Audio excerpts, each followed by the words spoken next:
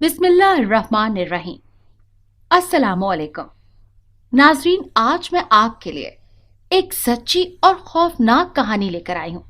लेकिन इससे पहले कि मैं कहानी शुरू करूँ, जो लोग हमारे चैनल पर नए हैं उनसे गुजारिश है कि वो हमारे चैनल कहानी महल को सब्सक्राइब कर लें, ताकि आपको हमारी इस तरह की दिलचस्प कहानियां बर वक्त मिलती रहें। सड़क के किनारे धूप में जमीन पर बैठी मैं हर आने जाने वाले को देखकर इंतहाई लज्जाहत से अपने दोनों हाथ उसके सामने फैला देती।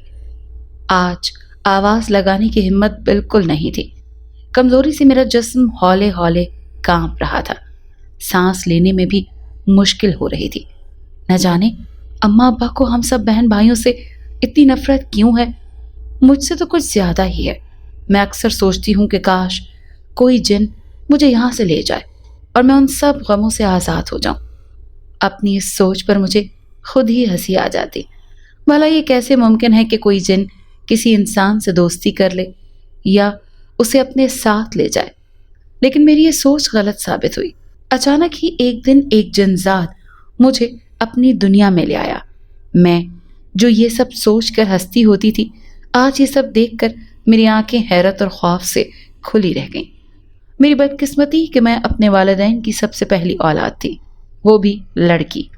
मेरी पैदाइश ने मेरे माँ बाप समेत मुझे दादा दादी सबको ही बहुत मायूस किया था।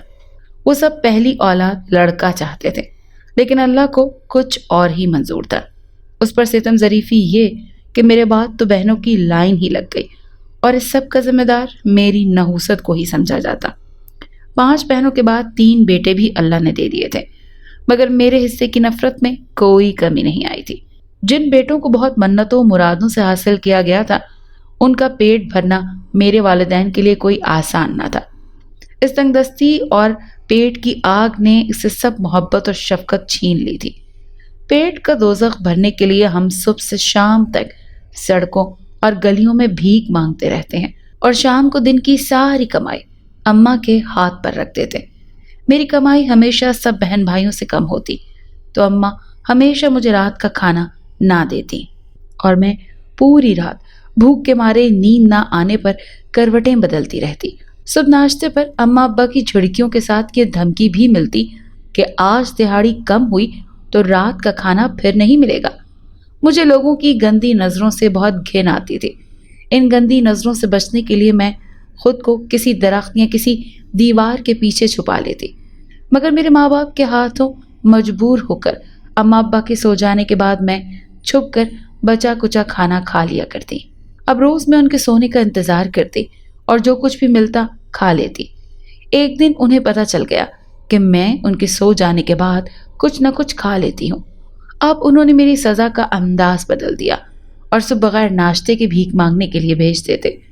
मैं सारा दिन भूखे पेट भीख मांगती रहती और फिर एक दरबार पर जाकर लंगर खा लेती। दरबारों पर अक्सर 12 बजे के बाद ही लंगर खोला जाता है। तब तक मैं लरसते बदन और कांपती टांगों से सड़कों और गलियों में घूमकर भीख मांगती। अम्मा अब्बा को खुश करना नामुमकिन था। मैं रोज एक ही दरबार पर जाकर खाना खाती थी। शॉपर में चावल लेकर मैं एक तारीक गोशे में जा बैठी, ताकि कम से कम लोगों की नजरों में ना आ सकूं। हस्ब मामूल आज भी मैं उस कोने में बैठकर अपने गंदे हाथों से नवाले बना बना कर खा रही थी, जब एक शख्स ने मेरे सामने आकर जमीन पर बैठकर मेरी तरफ गौर से देखा। उसकी नजरों से घबराकर मैं खाना छोड़कर खड़ी हो गई। बैठ जाओ, डरो नहीं, मैं तुम्हें कुछ नहीं कहता, उसने मुझे खड़ा होता देखकर कहा। मैं उसकी बात पर कोई ध्यान न दिया और वहां से भागकर बाहर आ गई। शाम तक मैं इधर उधर घूमती रही। अब मैंने उस दरबार पर दोबारा न जाने का फैसला कर लिया था। रात को सोने के लिए जब खुले आसमान के नीचे एक आधी टूटी हुई चारपाई पर लेटी, तो उसकी चमकदार रोशन आंखें मेरी निगाहों के सामने घूम गई और खौफ की एक लहर मेरे पूरे बदन में सरायत कर गई। आज फिर अम्मा ने मुझे भूखा ही भीख मांगने के लिए भेज दिया। मैं मुख्तलिफ सड़कों और गलियों में मारी मारी फिरती रही। आज दोपहर के वक्त मैं दूसरे दरबार पर लंगर लेने के लिए चली गई। लोग अपनी हाजतें और मुरादें पूरी करवाने के लिए इन मुबारक जगहों का रुख करते और नजरों न्याज देते हैं, जिसकी वजह से हम जैसे लोग भी पेट भरकर کھانا کھا سکتے ہیں۔ ہاتھ میں پکڑے شاپر میں کھانا ڈلوا کر میں ایک کونے میں دیوار کی طرف منہ کر کے ندیدوں کی طرح کھانا شروع ہو گئی۔ اچانک ہی مجھے محسوس ہوا کہ کوئی شخص بالکل میرے قریب آ کر بیٹھ گیا ہے۔ کھانے سے ہاتھ روک کر گردن گھما کر میں نے ساتھ بیٹھے شخص کی طرف دیکھا تو خوف سے میری آنکھیں ابل پڑی۔ میرے ساتھ بیٹھا ہوا شخص وہی تھا جو کل مجھے دوسرے دربار میں ملا تھا۔ کھانا کھاؤ، میں تمہیں کچھ نہیں کہوں گا۔ مجھے خوفزدہ دیکھ کر اس نے مسکراتے ہوئے کہا، مگر میرا نوالا میرے ہاتھ میں ہی پکڑا رہ گیا۔ مجھے اس سے بہت خوف محسوس ہو رہا تھا۔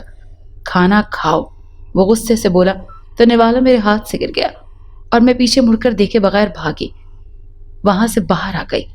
آج میں بغیر رکے بھاگتی رہی۔ میرا رخ اپنے گھر کی جانب تھا۔ میں جانتی تھی کہ اس وقت مجھے گھر واپس آتا دیکھ کر اماں کا پارا بہت ہائی ہو جائے گا۔ اس سے بھی کوئی بھید نہیں کہ وہ غصے میں آ کر مجھ پر ہاتھ ہی اٹھا لیں۔ میرے قدم خود بخود ہی گھر جانے والے راستے پر آگے بڑھتے جا رہے تھے۔ اپنی جھونپڑی میں پہنچ کر ہی میں نے دم لیا۔ بھاگ بھاگ کر میرے پاؤں دکھنے لگے تھے۔ سانس بھی بہت اتھل پتھل ہو چکی تھی۔ جھونپڑی کے کچے فرش پر بیٹھ کر سانس روک روک کر میں نے اپنی بے حال ہوتی ہوئی دھڑکنوں کو قابو کرنے کی کوشش کی۔ بہت دیر لگی مجھے اپنی سانسوں کو نارمل کرنے میں۔ اماں اس وقت گھر پر نہیں تھی۔ وہ بھی وقت آس پاس کے علاقوں میں بھیک مانگنے جایا کرتی تھی۔ میں نے شکر ادا کیا اور ایک کونے میں بڑے ہوئے مٹی کے مٹکے سے پانی ڈال کر پیا اور نڈھال ہو کر چارپائی پر لیٹ گئی۔ بھاگنے کی وجہ سے میرے پاؤں اس وقت پھوڑے کی طرح دکھ رہے تھے۔ مجھے رہ رہ کر اس چمکدار آنکھوں والے شخص کا خیال آ رہا تھا۔ پہلے دن تو میں اسے اتفاق سمجھی تھی، دوسرے دن ملنا اتفاق نہیں ہو سکتا۔ میں اپنے خیالوں میں گم تھی کہ مجھے اماں کی باتوں کی آواز آنے لگی۔ وہ ساتھ والی خالہ سے باتیں کر رہی تھی۔ اس وقت تو ادھر کیا کر رہی ہے؟ جھونپڑی کے دروازے پر لگے ٹاٹ کے پردے کو پیچھے کر کے اندر داخل ہوتے ہوئے مجھے دیکھ کر حیرت اور غصے سے پوچھا، وہ اماں، میری صحت آج ٹھیک نہیں تھی، بخار محسوس ہو رہا تھا، اسی لیے میں اس ٹائم جلدی گھر آ گئی۔ گھر میں کھانے کے لیے راشن نہیں ہے اور مہارانی کو امیروں والے چونچلے دکھانے پڑ رہے ہیں۔ اماں غصے سے ہاتھ نچاتے ہوئے بولی۔ اماں کی اس بے حسی پر 2 آنسو میری آنکھوں سے نکل کر میرے چہرے پر پھیل گئے، مگر میری ماں کو میری تکلیف کا کوئی اندازہ نہ تھا۔ اماں روز اس وقت کام پر ہی ہوتی، آج بخار سے بدن ٹوٹ رہا تھا، اسی لیے جلدی آ گئی ہوں۔ اماں، میری مشکل کو سمجھو۔ دوپٹے کے کونے سے آنسو پوچھتے ہوئے میں نے نقاہت سے کہا، یہ بخار شخار ان لوگوں کو ہوتا ہے جن کے پیٹ روٹی سے بھرے ہوں۔ ہم جیسے غریب لوگ اگر بخار کو پکڑ کر بیٹھ جائیں نا تو آسمان سے ان کا پیٹ بھرنے کے لیے کچھ نہیں آئے گا۔ اماں نے غصے سے میری طرف دیکھتے ہوئے کہا۔ میں نے خاموشی میں ہی عافیت جانی، مگر میری خاموشی بھی انہیں کھلنے لگی۔ میری خاموشی کو ڈھٹائی قرار دیتے ہوئے بڑے جارحانہ انداز میں وہ میری طرف لپکی۔ اگر میں بجلی کی سی تیزی سے اپنا منہ پیچھے نہ کرتی تو میرا منہ نوچ لیتی۔ منہ تو میں نے پیچھے کر لیا تھا، مگر میرے بالوں کو دونوں ہاتھوں سے پکڑ کر وہ زور زور سے مجھے جھنجھوڑنے لگیں اور دوسرے ہاتھ میں جوتا پکڑ کر تابڑ توڑ مجھ پر برسائے۔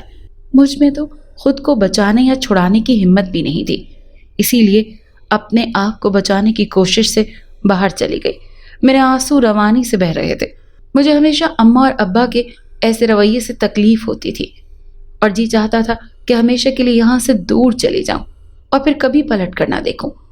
حسب معمول آج بھی اماں نے مجھے بغیر ناشتے کے کام پر بھیج دیا۔ سارا بدن درد سے ٹوٹ رہا تھا، منہ پر جوتے لگنے کی وجہ سے نیل پڑ گیا تھا۔ کمزوری اس قدر تھی کہ 2 قدم چلنا مشکل ہو رہا تھا۔ لڑکھڑاتے قدموں سے میں ایک مصروف سڑک پر آ گئی اور سڑک کے کنارے پر ہی زمین پر بیٹھ گئی۔ آواز لگانے یا کسی کے آگے ہاتھ پھیلانے کی مجھ میں بالکل ہمت نہیں تھی، اسی لیے میں سر جھکا کر بیٹھ گئی۔ آنسو خود ہی میری آنکھوں سے نکل رہے تھے۔ میں انہیں روکنے کی کوشش بھی نہیں کر رہی تھی کہ شاید اسی طرح میرے دل کا بوجھ ہلکا ہو جائے۔ لوگ میرے پاس سے گزرتے ہوئے کچھ میرے آگے پھینک کر ہی جا رہے تھے۔ ایک ہی حالت میں بیٹھے رہنے کی وجہ سے اب مجھے تکلیف ہونے لگی تھی۔ کمزوری اس قدر بڑھ گئی کہ کسی دربار تک جانے کی مجھ میں سکت نہ تھی، اسی لیے وہیں بیٹھے رہنے کو ترجیح دی۔ سر گھٹنوں میں دے کر ارد گرد سے بے نیاز ہو کر مجھے سڑک کے کنارے بیٹھے نہ جانے کتنی دیر گزر چکی تھی۔ اچانک ہی مجھے اپنے سر پر کسی کے ہاتھ کا لمس محسوس ہوا۔ کسی نے بہت پیار اور شفقت سے میرے سر پر ہاتھ رکھا تھا۔ جلدی سے چہرہ اوپر اٹھا کر میں نے سامنے دیکھا تو خوف کے مارے میری سانس جیسے رکنے لگ گئی۔ میرے سامنے وہی شخص کھڑا تھا جس کے ڈر سے میں کل بھاگ گئی تھی۔ اس نے بہت پیار سے میرے سر پر ہاتھ رکھا۔ ڈرو مت، میں تم کو کھا نہیں جاؤں گا، میرے چہرے پر خوف دیکھ کر اس نے سخت لہجے میں کہا۔ پھر وہ میرے سامنے زمین پر بیٹھ گیا، اپنے بے داغ سفید سوٹ کی پرواہ کیے بغیر۔ میں اب بھی حیرت اور خوف سے اسے دیکھ رہی تھی۔ تم مجھے دیکھ کر بھاگ کیوں جاتی ہو؟ میں شکل سے اتنا ڈرانا لگتا ہوں کہ میں تمہیں کھا جاؤں گا؟ اس نے میری آنکھوں میں دیکھتے ہوئے مجھے کہا۔ مجھے اس کی بے پناہ چمکدار آنکھوں سے خوف محسوس ہو رہا تھا۔ اس کا لہجہ بہت نرم اور پیار بھرا تھا۔ یہ تمہارا منہ کیوں آج نیلا ہو گیا ہے؟ کسی نے مارا ہے؟ میرے چہرے پر مار کے نشانات دیکھتے ہوئے اس نے پوچھا۔ میری آنکھوں سے آنسو بہنے لگے۔ اسے میرا جواب سمجھ آ گیا۔ اگر تم کہو تو اسے جان سے مار دو جس نے تم پر ہاتھ اٹھایا ہے۔ میری طرف جھکتے ہوئے اس نے خونخوار لہجے میں کہا۔ اس کے لہجے کی سفاکیت محسوس کرتے ہوئے میں ڈر کر ایک دم تھوڑی دیر کے لیے پیچھے ہوئی۔ میری آنکھیں دوبارہ خوف سے بھر گئی۔ کل مجھے کچھ کام تھا، اسی لیے جلدی چلا گیا تھا۔ آج مجھے فرصت ہے، اسی لیے ساری بات مجھے بتاؤ۔ کیا ہوا تھا اور کس نے مارا؟ اس کے لہجے کی ہمدردی محسوس کرتے ہوئے میرا خوف کم ہو رہا تھا۔ مگر یہ اجنبی شخص میرے بارے میں کیوں جاننا چاہتا ہے؟ یہ سوال میرے ذہن میں بار بار آ رہا تھا۔ اب بتا بھی دو، اس نے جھنجھلاتے ہوئے کہا۔ میرا سانس کمزوری کی وجہ سے بار بار پھول رہا تھا۔ تم نے کچھ کھایا ہے؟ صبح کا ناشتہ کیا تھا؟ اس نے پریشان ہوتے ہوئے پوچھا۔ یہ ہمدردی اور پیار بھرا لہجہ میرے لیے تو بالکل نیا تھا۔ میں نے جواب دینے کے بجائے انکار کی صورت میں سر دائیں بائیں ہلایا۔ اوہ میرے خدا، تم سب بھوکی ہو، اٹھو چلو میرے ساتھ، پہلے کچھ کھا لیتے ہیں۔ میرا ہاتھ پکڑ کر وہ مجھے کھڑا کرنے لگا۔ میں بھی اس کا سہارا لے کر کھڑی ہو گئی۔ بھوک کے مارے میرا حال بہت برا ہو رہا تھا۔ اپنے سہارے پر چلنا بھی مجھ سے محال تھا۔ بھوک اور نقاہت کے مارے مجھے اپنے ارد گرد کا کوئی علم نہیں تھا۔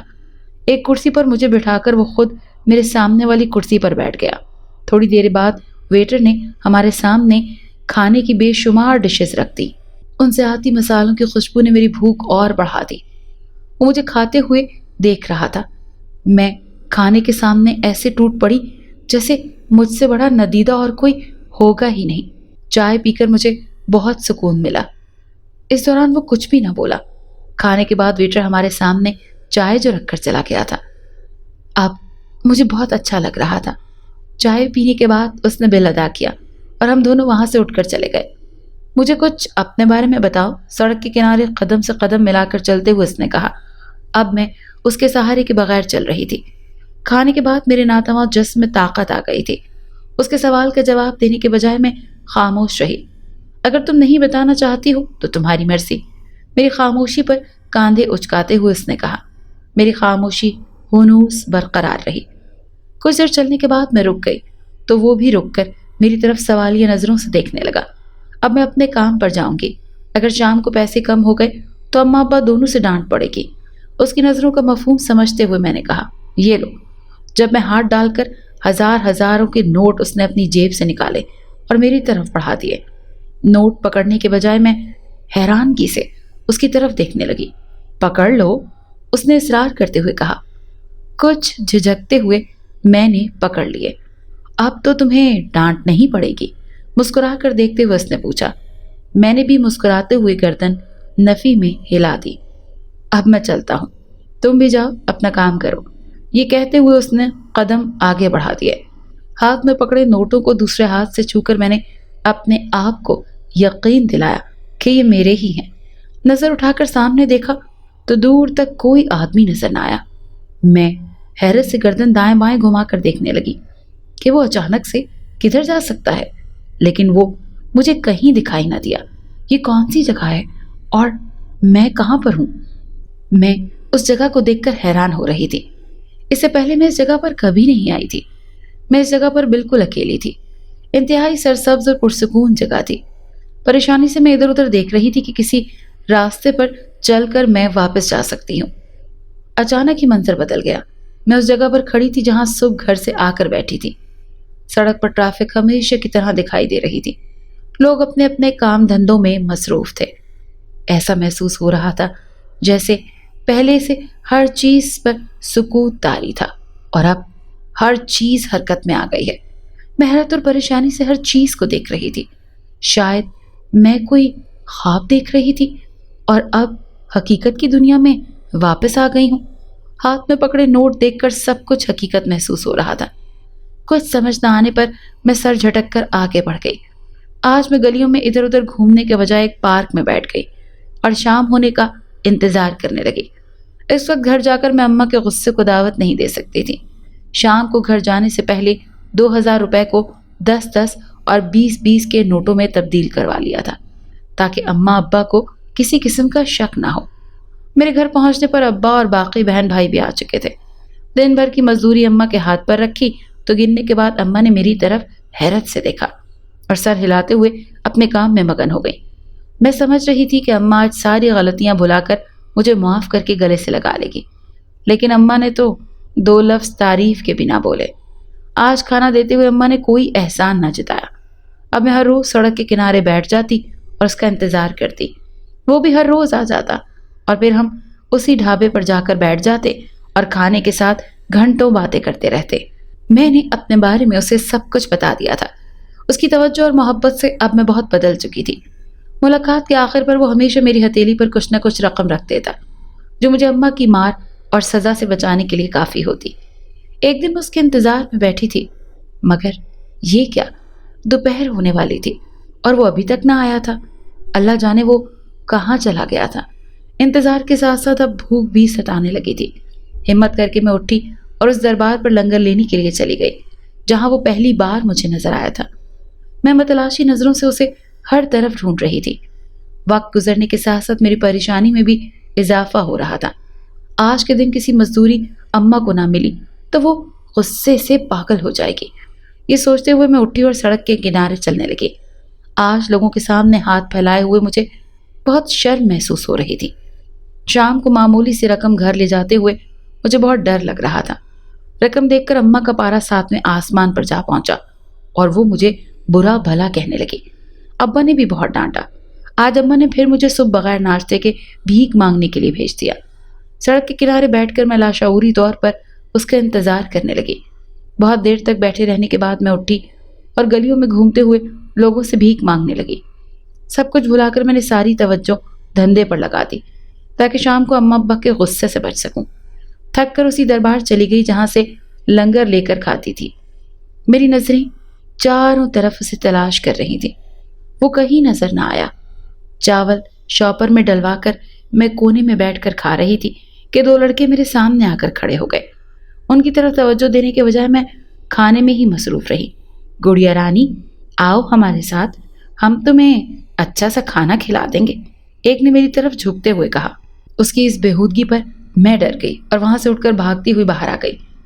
دربار سے کافی دور آ جانے کے بعد میں ایک بار پھر پارک میں چلی گئی۔ پارک میں کافی رش تھا، میں بھی ایک کونے میں بیٹھ گئی۔ شام کو معمولی رقم گھر لے جانے پر اماں اور ابا دونوں کی جھڑکیاں سننا پڑی۔ میں ہر روز اس کا انتظار کرتی، مجھے امید تھی کہ وہ ضرور واپس آئے گا۔ ایسے میں بہت دن گزر گئے۔ اماں اور ابا کے ڈر سے میں روزانہ گھر سے بھیک مانگنے کے لیے آ تو جاتی، لیکن لوگوں کی گندی نظروں سے بچنے کے لیے میں کسی دیوار، دربار یا پارک کے کونے میں چھپ کر بیٹھ جاتی۔ رہ رہ کر مجھے اس نوجوان کا خیال آتا تھا جو میری ڈھال بن جاتا تھا۔ اس نے اپنے بارے میں مجھے کبھی کچھ نہیں بتایا تھا، اسی لیے اگر کسی سے پوچھتی بھی تو کیا پوچھتی، میرے پاس تو اس کے بارے میں کوئی معلومات ہی نہیں تھی۔ دل ہی دل میں اس کے واپس آ جانے کی دعائیں مانگتی رہتی۔ اماں ابا میری کمائی سے ناخوش تھے، اسی لیے یہ بوجھ اپنے سر سے اتارنے کا انہوں نے فیصلہ کر لیا۔ وہ اپنی ہی برادری کے ایک ادھیڑ عمر آدمی کے ساتھ میرا رشتہ کر رہے تھے۔ اس کے بدلے میں وہ ایک موٹی رقم بھی ادا کر رہا تھا۔ اماں اتنے بڈھے کے ساتھ میں نے شادی نہیں کرنی۔ میں جو کبھی نہ بولی تھی، اپنی زندگی کو بچانے کے لیے اماں کے سامنے کھڑی ہو گئی۔ میرے انکار نے اماں کو سیخ پا کر دیا اور وہ غصے سے ہاتھ میں پکڑے جھاڑو سے ہی مجھے پیٹنے لگی۔ تیری اتنی جرت کہ تو ہمارے فیصلے سے انکار کرے؟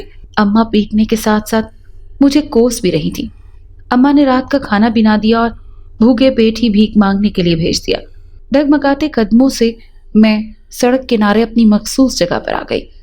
زمین پر بیٹھ کر میں دہاڑے مار مار کر رونے لگی۔ ارد گرد سے گزرتے ہوئے لوگ مجھے حیرت سے دیکھتے، لیکن مجھے کسی کی کوئی پرواہ نہ تھی۔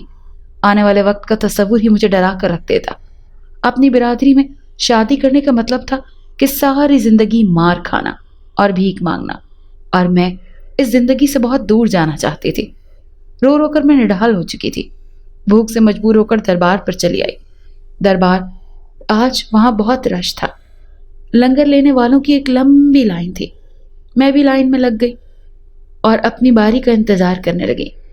اپنی باری آنے پر میں کھانا لینے کے لیے آگے ہوئی تو اسے دیکھ کر میری حیرت کی انتہا نہ رہی۔ میں کھانا لینے کے بجائے اس کے چہرے کی طرف حیرت بھری نگاہوں سے دیکھتی رہی۔ ارد گرد کا کوئی ہوش نہ رہا۔ ہوش تو اس وقت آیا جب اس نے میری کلائی پکڑ کر جھنجھوڑا۔ اس پر میں نے پریشانی سے اپنے آس پاس کھڑے لوگوں کو دیکھا اور اس کے ہاتھ سے اپنی کلائی چھڑانے کی کوشش کرنے لگی۔ لیکن یہ کیا؟ مجھے حیرت کا ایک اور جھٹکا لگا۔ میں اس جگہ پر اکیلی کھڑی تھی۔ میرے ارد گرد کوئی نہ تھا سوائے اس کے۔ اس سے پہلے کہ میں کچھ سمجھ سکتی، اس کی آواز میرے کانوں میں آئی کہ اپنی آنکھیں بند کر لو۔ جلدی سے میں نے اپنی آنکھیں بند کر لی۔ میرے پاؤں زمین سے اکھڑ گئے۔ مجھے ایسے محسوس ہو رہا تھا کہ میں ہواؤں میں اڑ رہی ہوں۔ اپنی آنکھیں کھولو، اس کی آواز سنائی دی۔ آنکھیں کھولنے پر حیرت اور خوف سے میری چیخ نکل گئی۔ میں اس جگہ پر نہ کھڑی تھی جہاں اس نے مجھے آنکھیں بند کرنے کے لیے کہا تھا۔ یہ تو کوئی اور انوکھی دنیا تھی۔ یہاں کے لوگ بھی عجیب و غریب دکھائی دے رہے تھے۔ شاید یہ بھی کوئی بازار ہی تھا، اسی لیے لوگ ادھر ادھر گھوم رہے تھے۔ ہمارے پاس سے گزرنے والے لوگ ہمیں حیرت سے دیکھ رہے تھے۔ لوگوں کی شکلیں بہت ڈرانی اور عجیب ہونے کے ساتھ ساتھ نظر آنے والے لوگ ضرورت سے زیادہ ہی لمبے دکھائی دے رہے تھے۔ میں حیرت اور خوف کے ملے جلے تاثرات سے ارد گرد کا جائزہ لے رہی تھی کہ وہ میرا ہاتھ پکڑے ہی آگے بڑھنے لگا۔ وہ بہت غور سے میرے چہرے کی طرف دیکھ رہا تھا، اس کے اتار چڑھاؤ کو نوٹ کر رہا تھا۔ گھبراؤ مت، میں تمہارے ساتھ ہوں، تمہیں کوئی بھی کچھ نہیں کہہ سکتا۔ چلتے ہوئے اس نے مجھے تسلی دینے کی کوشش کی۔ ایک بڑے سے گھر کے سامنے آ کر ہم رک گئے اور اس گھر کے بڑے سے گیٹ کے اندر داخل ہو گئے۔ اندر تو جیسے لوگوں کا سیلاب آیا ہوا تھا۔ ایک بڑے سے صحن میں بے شمار کرسیاں لگی ہوئی تھیں اور ان پر لمبے دھڑنگے عجیب ڈرانی شکلوں والے لوگ بیٹھے تھے۔ خوف سے میری ٹانگیں کانپ رہی تھیں۔ یہ کون لوگ ہیں اور یہ کون سی جگہ ہے؟ میں بار بار سوچ رہی تھی۔ میرے اندر اتنی ہمت نہیں ہو رہی تھی کہ میں اس سے پوچھوں۔ وہ میرا ہاتھ پکڑ کر ان لوگوں کے درمیان سے گزرتے ہوئے ایک کمرے میں لے آیا۔ کمرہ بہت خوبصورت اور صاف دکھائی دے رہا تھا۔ ادھر بیٹھ جاؤ، ایک صوفے کی طرف اشارہ کرتے ہوئے اس نے کہا۔ میرے سامنے والے صوفے پر بیٹھتے ہوئے اس نے مجھے کہا۔ کچھ جھجکتے ہوئے میں بھی بیٹھ گئی۔ آپ مجھے کدھر لے آئے ہیں؟ ہمت جمع کر کے میں نے اس سے پوچھ ہی لیا۔ میری دنیا ہے یہ، یہاں پر کوئی تم سے زبردستی کام نہیں کروائے گا، اس نے مسکراتے ہوئے جواب دیا۔ میں نے اس سے پہلے ایسی دنیا نہیں دیکھی۔ یہ کون سی دنیا ہے؟ میں نے حیرانگی سے پوچھا۔ یہ دنیا تم پہلے کیسے دیکھ سکتی تھی؟ کوئی تمہیں اس دنیا میں لے کر آتا تو ہی تم دیکھ سکتی نا، اس نے جواب دیا۔ یہ کون سی دنیا ہے؟ اس کا جواب نہ سمجھتے ہوئے میں نے دوبارہ پوچھا۔ یہ جنات کی دنیا ہے اور تھوڑی دیر بعد میرا اور تمہارا نکاح ہونے والا ہے، اس نے مسکراتے ہوئے کہا۔ کیا؟ خوف کے مارے میرے منہ سے چیخ نکل گئی۔ جنات کا نام سن کر میرا دل خوف سے زور زور سے دھڑکنے لگا۔ تم پریشان مت ہو، کوئی تمہیں کچھ بھی نہیں کہہ سکتا۔ میرے خوف میں جو محسوس کرتے ہوئے اس نے مجھے حوصلہ دینے کی کوشش کی۔ اتنی دیر میں دروازے پر دستک ہوئی۔ 5-6 مرد اور 2 خواتین کمرے میں داخل ہوئیں۔ انہیں دیکھ کر وہ اپنی جگہ سے کھڑا ہو گیا۔ السلام علیکم، سب نے باری باری سلام کیا۔ وعلیکم السلام، وہ مسکراتے ہوئے بڑے دلچسپ انداز میں سلام کا جواب دے رہا تھا۔ مرد صوفوں پر بیٹھنے لگے اور خواتین میرے سامنے آ کر کھڑی ہو گئیں۔ ناصر، کیا ہم اسے لے کر جا سکتی ہیں؟ تاکہ تیار کر سکیں؟ ایک عورت نے مسکراتے ہوئے اس سے پوچھا۔ جیسے آپ کو بہتر لگے، اس نے مؤدبانہ انداز میں کہا۔ اٹھو، ہمارے ساتھ آؤ، ایک نے مجھ سے کہا۔ میں خوف سے لرزتی ہوئی ٹانگوں کے ساتھ ان کے پیچھے چلتی ہوئی ساتھ والے کمرے میں آ گئی۔ یہ لو کپڑے، اور اس واش روم میں جاؤ اور نہا کر کپڑے بدل لو، ایک عورت نے سرخ رنگ کا بیش قیمت سوٹ میرے ہاتھ میں پکڑاتے ہوئے کہا۔ کپڑے لے کر میں واش روم میں چلی گئی۔ نہا کر کپڑے تبدیل کر کے میں باہر نکلی تو وہ میرے انتظار میں ہی کھڑی تھی۔ ایک کرسی پر بٹھا کر وہ میرے چہرے پر شاید میک اپ کرنے لگی تھی۔ اچھی طرح دوپٹہ اڑھا کر وہ مجھے دوبارہ اسی کمرے میں لے آئیں۔ صوفے پر مجھے بالکل ناصر کے برابر میں بٹھا دیا۔ اپنا اور اپنے والد کا نام بتاؤ، ناصر نے مجھ سے پوچھا۔ میرا نام رانی ہے اور ابا کا نام محمد طفیل ہے، میں نے جواب دیا۔ انہی میں سے ایک آدمی نے ہمارا نکاح پڑھا دیا۔ میں چاہتے ہوئے بھی اس کو انکار نہ کر سکی۔ نکاح کے بعد سب لوگ میرے کمرے سے چلے گئے، میں اکیلی ہی رہ گئی۔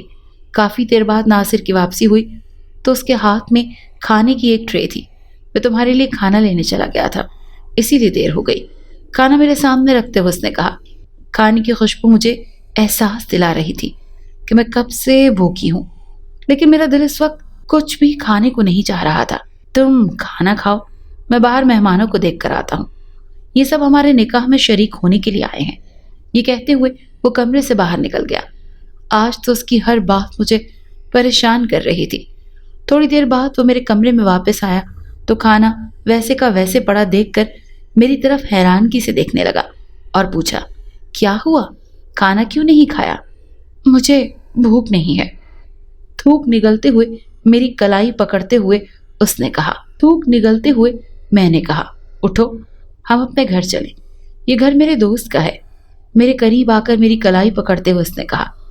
اچانک ہی میں خود بخود ہوا میں اڑتے ہوئے خود کو محسوس کرنے لگی۔ تھوڑی ہی دیر بعد ہم ایک اور کمرے میں آ گئے۔ کمرہ بہت خوبصورت فرنیچر سے سجا ہوا تھا۔ یہ تمہارا کمرہ ہے، میری کلائی چھوڑ کر وہ بیڈ پر بیٹھتے ہوئے بولا۔ ایسے کمرے کا تو میں نے کبھی تصور بھی نہیں کیا تھا۔ نہ جانے کیوں مجھے کچھ بھی اچھا نہیں لگ رہا تھا۔ جوں جوں رات آگے بڑھ رہی تھی مجھے اماں ابا اور اپنے بہن بھائیوں کا خیال آ رہا تھا۔ میرا دنیا میں ان کے علاوہ اور ہے ہی کون جو میں ان سے نفرت کرتی۔ ان سے جان چھڑانے کے لیے میں اکثر سوچا کرتی تھی کہ کاش کوئی جن آئے اور مجھے یہاں سے لے جائے۔ آج میری یہ خواہش پوری ہو گئی تھی، لیکن مجھے کچھ بھی اچھا نہیں لگ رہا تھا۔ صبح میری آنکھ بچوں کے شور سے کھلی تو میں بیڈ پر جلدی سے اٹھ کر بیٹھ گئی۔ باہر سے مسلسل بچوں کے شور کرنے کی اور کھیلنے کی آوازیں آ رہی تھیں۔ اس وقت میں کمرے میں اکیلی تھی۔ ناصر نہ جانے کدھر تھے۔ کمرے کا دروازہ کھلا اور میرے سامنے ناشتہ لے کر آ گئے۔ تم نے کل کھانا بھی نہیں کھایا تھا، اب ناشتہ کر لو۔ ناشتے کی ٹرے سامنے پڑے میز پر رکھے ہوئے اس نے کہا۔ یہ شور کیسا؟ بیڈ سے اٹھتے ہوئے میں نے پوچھا۔ یہ میرے بچے ہیں اور کھیلنے میں مصروف ہیں، اس نے بڑے آرام سے جواب دیا۔ آپ نے پہلے بھی شادی کی تھی؟ میں نے بے یقینی سے پوچھا۔ میں نے پہلے بھی شادی کی ہوئی ہے اور میرے 5 بیٹے بھی ہیں، اس نے تفصیل سے مجھے بتایا۔ آپ کی پہلی بیوی تو بہت غصے میں ہوگی، ہو سکتا ہے وہ غصے میں آ کر مجھے مار ہی دے، میں نے ڈرتے ہوئے پوچھا۔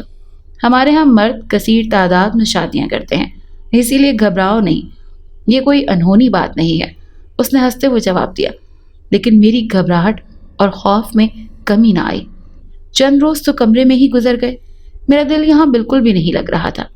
میرا جی چاہتا تھا کہ میں آنکھیں بند کروں تو اپنی دنیا میں واپس چلی جاؤں۔ کمرے سے باہر نکل کر میں نے گھر کا جائزہ لینے کا سوچا۔ مغرب سے بعد کا وقت آہستگی سے کمرے کا دروازہ کھول کر میں باہر آ گئی۔ باہر ایک لمبی راہداری تھی جس میں آمنے سامنے کمرے بنے ہوئے تھے۔ آخری کمرے سے باتوں کی آواز آ رہی تھی۔ آہستہ آہستہ قدم اٹھاتے ہوئے میں آخری کمرے تک آ گئی۔ کان لگا کر باتیں سننے کی کوشش کی مگر کچھ سمجھ نہ آیا۔ تھوڑے سے کھلے دروازے سے اندر جھانک کر دیکھنے کی کوشش کی تو سامنے کا منظر دیکھ کر میرے ہوش و حواس اڑ گئے۔ کمرے میں انتہائی بدصورت اور ڈرونی شکلوں کے 2 مرد اور 2 عورتیں تھیں۔ ان کے ساتھ ان کی ملتی جلتی شکلوں کے 5 بچے بھی موجود تھے اور وہ سب کھانا کھا رہے تھے۔ ایک بکرا یا بیل ذبح کرنے کے بعد اس کی کھال اتار کر رسی کی مدد سے کمرے میں لٹکا رکھا تھا۔ اس کی حالت سے اندازہ ہو رہا تھا کہ وہ اسے آدھے سے زیادہ کھا چکے ہیں۔ اتنے میں ایک بچہ اپنی جگہ سے اٹھا और लटकते हुए जानवर के गोश्त के पास पहुंचकर एक ही हाथ की मदद से खींचकर गोश्त का लंबा सा टुकड़ा उतारा और खाते खाते आकर अपनी जगह पर बैठ गया। ये खौफनाक मंजर देखकर मैं अपने हवास पर काबू न रख सकी और बेहोश होकर जमीन पर गिर गई। जब मैं होश में आई तो अपने कमरे में अपने बेड पर मौजूद थी। घबराते हुए अंदाज में मैं बेड पर बैठकर अपने कमरे पर नजर डाली तो नासिर बेड पर ही सो रहे थे। उसे देखकर खौफ से मेरे दांत बजने लगे। मैं उठकर बैठने से नासिर की आंख खुल गई तो वो भी उठकर बैठ गए। आज मुझे उससे बहुत खौफ महसूस हो रहा था। क्या हुआ? क्यों डर रही हो? उसने मुझे पिचकारते हुए पूछा। जवाब देने के बजाय मैं खौफ से थर थर कांप रही थी। इस बात को जितनी जल्दी समझ लोगी तुम्हारे लिए अच्छा है कि जिन्नात की दुनिया और इंसानों की दुनिया में बहुत फर्क होता है। हमारे रहन सहन और खाने पीने में बहुत फर्क है। ये सब कुदरती अमर है, इसमें डरने या घबराने की कोई बात नहीं है। उसने मुझे समझाने की कोशिश की, मगर जो मंजर मैं देख चुकी थी वो एक लम्हे के लिए भी मेरी निगाहों से हट नहीं रहा था। चीर फाड़ कर कच्चा गोश्त ही खा रहे थे। अब मुझे मेरी दुनिया में वापस छोड़ आए। मैं यहाँ नहीं रह सकती, मैंने डरते हुए कहा। आपकी बीवी और बच्चे भी हैं। आपने मुझसे शादी क्यों की? अब यही तुम्हारी दुनिया है, तुम यहाँ ही अपना दिल लगा लो, उसने थोड़े सख्त लहजे में कहा। मुझे उसके लहजे से खौफ आने लगा। वो मुंह दूसरी तरफ करके सोने के लिए लेट गया। लेट कर मैं भी बस रोती रोती सो गई। मुझे अपनी दुनिया बहुत याद आ रही थी, जहाँ मैं आज़ाद थी, अपनी मर्जी से घूमती फिरती रहती थी। यहाँ तो मैं सारा दिन कैदियों की तरह एक कमरे में ही बंद रहती। आओ मैं तुम्हारा किचन दिखाऊं, जहाँ तुम अपनी मर्जी से जो चाहो पकाकर खा सकती हो। कुछ रोज बाद शाम के वक्त नासिर ने मुझसे कहा। हमारे कमरे की खिड़की के साथ लगे दरवाजे को खोलकर हम वहां से बाहर आ गए। चंद कदम के फासले पर एक और दरवाजा था, उसे खोलकर वो अंदर दाखिल हो गया। उसके पीछे मैं भी दाखिल हो गई। ये एक छोटा सा किचन था जिसमें जरूरत की हर चीज पड़ी दिखाई दे रही थी। तुम अपनी मर्जी से जो चाहो बनाकर खा सकती हो, मेरी तरफ देखते हुए नासिर ने कहा। चलो करने के लिए कुछ काम तो मिला, मैं अपने दिल में सोचने लगी। मैं एक काम से जा रहा हूं, तुम कुछ पकाना चाहती हो तो पका लो। ये कहकर वो किचन से बाहर चला गया और गायब हो गया। हम गरीब लोग दाल के बहुत शौकीन होते थे, इसीलिए मैंने किचन के सामान में से दाल निकाली और उसमें से पत्थर चुनने लगी। अचानक ही किचन के शेल्फों पर पड़ा सामान जोर जोर की आवाज से फर्श पर गिरने लग गया। ऐसा महसूस हो रहा था कि जलजला आ गया। चंद लम्हों बाद ठहराव आ गया। दाल वाला बर्तन रखकर मैं गिरा हुआ सामान उठाकर अपनी जगह पर रखने लग गई। सारा सामान अपनी जगह पर रखकर पीछे मुड़ी तो छत से लटकने वाली चीज देखकर मेरी चीखें निकल गईं और मैं ऊंची आवाज में चीखने लगी। मेरे सर के ऐन पीछे एक इंसानी खोपड़ी लटक रही थी, जिसे देखकर खौफ से मेरी चीखें निकल गई और फिर देखते ही देखते ठक ठक करती सारे किचन की छत से इंसानी खोपड़ियां लटकनी शुरू हो गईं। चीखें मार मार कर मेरा गला बैठ गया, मगर अभी तक कोई मेरी मदद के लिए नहीं आया। सब कुछ वहीं छोड़कर मैं भागते हुए अपने कमरे में आ गई। किचन से निकलते हुए मैंने बच्चों के कहकों की आवाजें सुनी। कमरे में आकर लंबे लंबे सांस लेकर मैंने अपनी धड़कनों को काबू करने की कोशिश की तो मेरे जहन में सबसे पहले नासिर के बच्चों का ख्याल आया कि शायद वो मुझे डराने की कोशिश कर रहे थे। ऐसे खाने से तो बेहतर है मैं जहर ही खा लूं। मैंने कुछ पकाने के बजाय खुद से ही बातें शुरू कर दी। बेड पर लेटते ही मेरी नजर बेड के दूसरे कोने पर गई तो मैं बिजली की सी तेजी से बेड से छलांग लगाते हुए उठी। डर के मारे खौफ से मेरी आवाज बंद हो गई। बेड पर एक काले रंग का नाग था जो मेरी तरफ देख रहा था। मेरे तो पूरे जिस्म में खौफ से कपकपी तारी हो गई और मैं अपने हवास पर काबू न रख सकी और बेहोश होकर कमरे के फर्श पर गिर गई। जब होश में आई तो अपने बेड पर थी। सामने सोफे पर नासिर बैठे हुए मेरे होश में आने का इंतजार कर रहे थे। मुझे होश में देखकर वो बेड पर मेरे करीब आकर बैठ गए। क्या हुआ था? तुम कमरे के फर्श पर बेहोश पड़ी हुई थी, नासिर ने परेशान लहजे में मुझसे पूछा। मैंने रोते रोते उन्हें सारा वाक़ा सुना दिया। रो मत, मैं अभी मालूम कर लूंगा कि सब किसने किया है। अगर बच्चे इसमें मुलविस हुए तो उन्हें सख्त सजा दूंगा। नासिर मुझे तसल्ली देकर कमरे से बाहर चले गए। मैं अब भी डरी हुई थी और कमरे की हर चीज को सहमी हुई निगाहों से देख रही थी। मुझे अपने माँ बाप और बहन भाई सब याद आ रहे थे। मेरा जी चाह रहा था कि मैं उड़कर उनके पास चली जाऊं, میں جو یہ سمجھ رہی تھی کہ ناصر کی بیوی اور بچوں کو اس کی دوسری شادی سے کوئی مسئلہ نہیں ہوا، آج میرا یہ خیال بھی غلط ثابت ہو گیا۔ میں آج تک ناصر کے والدین، پہلی بیوی اور بچوں سے نہیں ملی تھی، اور نہ اس نے مجھے کسی سے ملوایا تھا۔ یہ الگ بات تھی کہ میں ان سے ملنا نہیں چاہتی تھی۔ ناصر کو گئے ہوئے بہت دیر ہو چکی تھی، وہ واپس نہیں آیا۔ بہت دیر بعد اس کی واپسی ہوئی۔ آج کے بعد کوئی تمہیں تنگ نہیں کرے گا، تم پر یہ خوف اور سب اپنے ذہن سے اتار دو اور بے خوف ہو کر اپنا کام کرو، ناصر نے مسکراتے ہوئے کہا۔ اس کا مطلب میرا خیال بالکل ٹھیک تھا کہ سب کچھ ناصر کے بچوں نے ہی کیا تھا۔ میری خاموشی پر ناصر نے مجھے ہاتھ پکڑ کر تسلی دی کہ آج کے بعد کوئی ایسا مسئلہ نہیں ہوگا۔ آنے والے حالات کا مجھے کچھ اندازہ ہو رہا تھا۔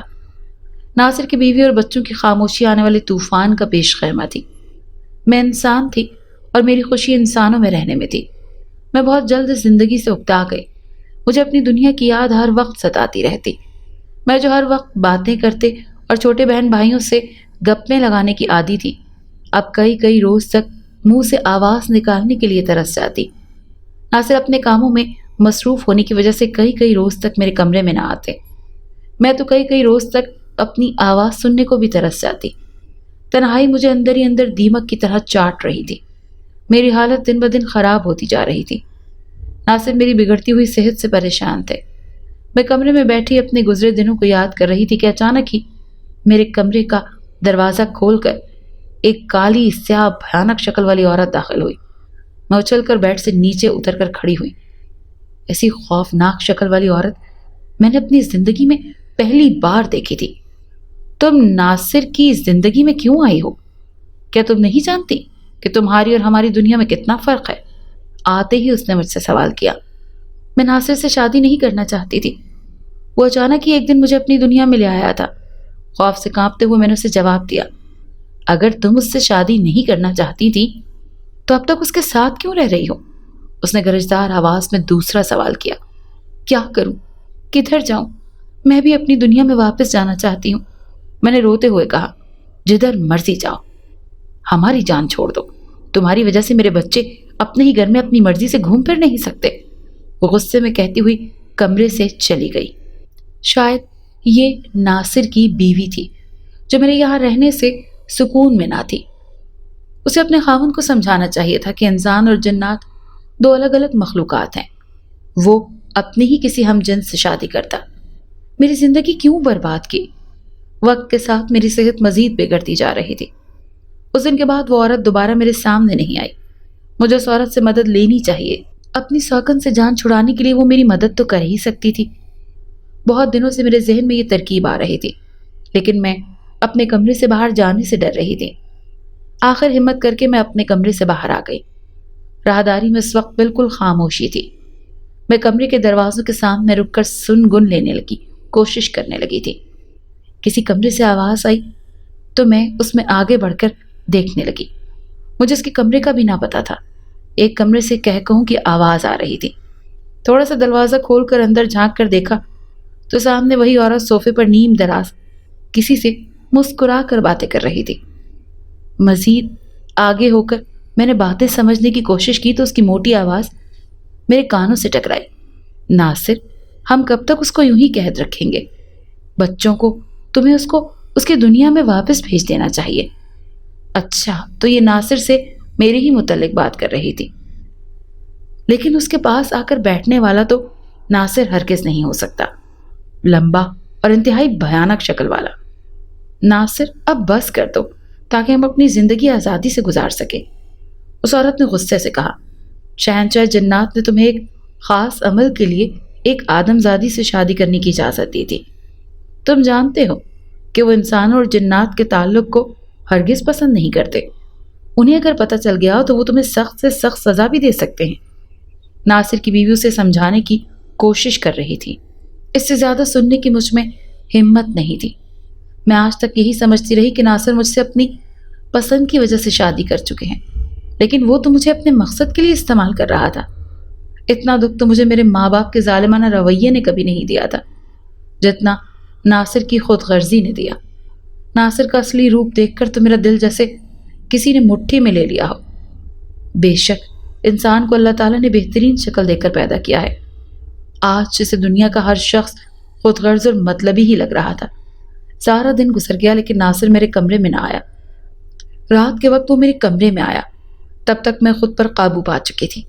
معمول کے مطابق ہی وہ مجھ سے باتیں کرتا رہا اور میں دل کی کیفیت چھپا کر مسکرا کر جواب دیتی رہی۔ ایک بات پوچھوں آپ سے؟ میں نے کہا۔ ہاں پوچھو۔ اس نے خوش دلی سے کہا، آپ نے مجھ سے شادی کیوں کی تھی؟ اس کے چہرے کی طرف غور سے دیکھتے ہوئے میں نے کہا، کیونکہ تم بہت دکھی اور بہت خوبصورت ہو۔ اس نے جواب دیا، اچھا تو آپ نے ہمدردی میں آ کر مجھ سے شادی کی تھی؟ نہیں ایسا نہیں ہے، تم اگر مجھے پسند نہ ہوتی تو میں تم سے کبھی شادی نہ کرتا۔ اس کے چہرے کے اتار چڑھاؤ میں ذرا برابر بھی فرق نہ آیا۔ اس کے جھوٹ نے مجھے مزید دکھی کر دیا تھا۔ جنات کی دنیا میں بھی ایسے دھوکے ہوتے ہیں، اس کا میں نے کبھی سوچا بھی نہیں تھا۔ میرا دل چاہتا تھا کہ میں اپنی دنیا میں چلی جاؤں، جہاں مجھ سے باتیں کرنے والے، مجھے اچھا برا کہنے والے لوگ بھی ہوں۔ میں ناصر کی بیوی سے مدد لینا چاہتی تھی لیکن اپنے اندر اس سے بات کرنے کا حوصلہ نہیں رکھتی تھی۔ پھر ایک دن قدرت کو مجھ پر ترس آ گیا۔ ناصر کی جننی بیوی آندھی طوفان کی طرح میرے کمرے میں آئی۔ اس کی خوفناک شکل دیکھ کر خوف کے مارے میری سانس میرے حلق میں اٹک گئی۔ اگر تم ناصر سے آزادی چاہتی ہو تو ہمارا ایک قبائلی تہوار اگلے ہفتے سے شروع ہو رہا ہے، وہاں پر سب جمع ہوں گے۔ تم وہاں پر ہمارے قبیلے کے سردار اور شہنشاہ جنات کے سامنے اپنی دنیا میں جانے کی خواہش کا اظہار کرنا۔ ہو سکتا ہے وہ تمہاری رہائی کے لیے ناصر کو حکم دے دیں۔ اپنی موٹی آواز سے یہ کہہ کر وہ چلی گئی۔ میں بے چینی سے اس دن کا انتظار کرنے لگی۔ آخر وہ دن بھی آ ہی گیا۔ آج پہلی بار میں نے ناصر کے پورے خاندان کو دیکھا۔ ناصر کے ماں باپ، بیوی اور بچے بھی ساتھ تھے۔ ایک بڑے سے میدان میں جنات کا ہجوم اکٹھا تھا۔ ایک بڑے سے تخت پر شہنشاہ جنات اور اس کے ساتھ والے تخت پر قبیلے کے سردار بیٹھے تھے۔ پہلے لوگ ادھر ادھر گھوم رہے تھے، بعد میں سارے تخت کے سامنے جمع ہو گئے۔ یہ آدم زادی کون ہے؟ کس کے ساتھ ہے؟ اور یہاں کیوں آئی ہے؟ شہنشاہ جنات کی نظر مجھ پر پڑی تو گرجدار آواز میں پوچھا، یہ میرے ساتھ ہے اور میری دوسری بیوی ہے۔ ناصر نے تھوک نگلتے ہوئے جواب دیا، اب تک تم نے اسے اپنے ساتھ کیوں رکھا ہوا ہے؟ شہنشاہ جنات کی گرجدار آواز پورے میدان میں گونج رہی تھی۔ یہ میرے ساتھ رہنا چاہتی ہے، اپنی دنیا میں واپس نہیں جانا چاہتی، اسی لیے اسے ابھی تک نہیں چھوڑا۔ ناصر نے تفصیل سے جواب دیا، اے آدم زادی، کیا یہ سچ ہے کہ تم اپنی دنیا میں واپس نہیں جانا چاہتی؟ شہنشاہ جنات نے مجھ سے پوچھا۔ میرا دل یہاں نہیں لگ رہا، میں اپنی دنیا میں واپس جانا چاہتی ہوں۔ ہمت جمع کر کے میں نے جواب دیا، تم اپنے وعدے سے پیچھے ہٹ گئے ہو، اس کی سزا تمہیں بعد میں دی جائے گی۔ پہلے تم اس کے ساتھ اپنا رشتہ ختم کرو اور اسے اس کی دنیا میں چھوڑ کر آؤ۔ شہنشاہ جنات نے اسے حکم دیا۔ میں جان بوجھ کر اس کے چہرے کی طرف نہیں دیکھ رہی تھی، ایسا نہ ہو کہ مجھے چھوڑنا اس کے چہرے پر کوئی ملال نہ ہو اور میں اس کی بے وفائی کا دکھ لیے ساری زندگی دکھی رہوں۔ جو حکم آپ کا، آپ کی مرضی کے مطابق ہر کام ہوگا۔ آنکھیں بند کرو۔ اس کی آواز میرے کانوں میں ٹکرائی۔ آنکھیں بند کرنے سے آنکھوں میں آئے آنسو چہرے تک آ گئے۔ اچانک ہی مجھے ایسا محسوس ہوا کہ میں ہوا میں اڑ رہی ہوں اور پھر میرے پیر کسی ٹھوس جگہ یعنی زمین سے ٹکرائے۔ آنکھیں کھول کر دیکھا تو میں اسی دربار میں تھی جہاں وہ جنزادہ مجھے پہلی بار ملا تھا۔ دوپہر کا وقت تھا اور لنگر بانٹا جا رہا تھا۔ میں بھی لنگر لینے کے لیے لائن میں لگ گئی۔ لنگر ڈلوانے کے لیے میرے ہاتھ میں ایک بڑا سا شاپر بھی تھا۔ یہ میرے ہاتھ میں کہاں سے آیا؟ میں سوچنے لگی تھی۔ جب ناصر اور اس کے خاندان کے ساتھ میں گھر سے نکلی تھی تب تو میرے پاس کوئی سامان نہ تھا۔ جب شاپر کھول کر دیکھا تو مجھے حیرت کا شدید جھٹکا لگا۔ وہ سونے چاندی کے زیورات سے بھرا ہوا تھا۔ آج بھی اس نے اماں ابا کی ڈانٹ سے بچانے کے لیے بہت سا مال میرے ہاتھ پر رکھ دیا تھا۔ اگر آپ کو یہ کہانی اچھی لگی ہے تو اسے لائک کیجیے اور ہمارے چینل کہانی محل کو سبسکرائب کیجیے۔ اور ہاں، اگر آپ کے کسی دوست، رشتہ دار یا بہن کے ساتھ خدا نخواستہ اس طرح کا کوئی بھی واقعہ پیش آیا ہے تو ہمیں کامنٹ سیکشن میں اس کے بارے میں ضرور بتائیے۔